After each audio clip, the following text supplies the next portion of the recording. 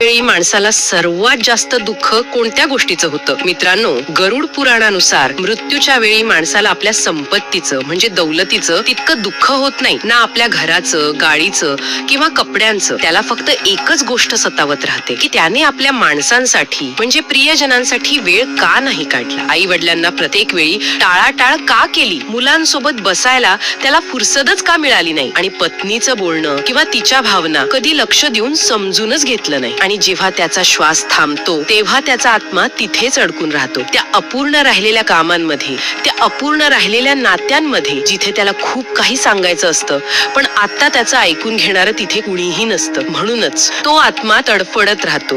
तो संकेत देत राहतो की कदाचित कुणीतरी हे समजून घेईल की आयुष्य फक्त पैसे कमवण्यासाठी नाही, तर नाती जपण्यासाठी किंवा निभावण्यासाठी सुद्धा आहे. भगवान श्रीहरी विष्णूंसाठी व्हिडिओला लाईक आणि शेअर नक्की करा.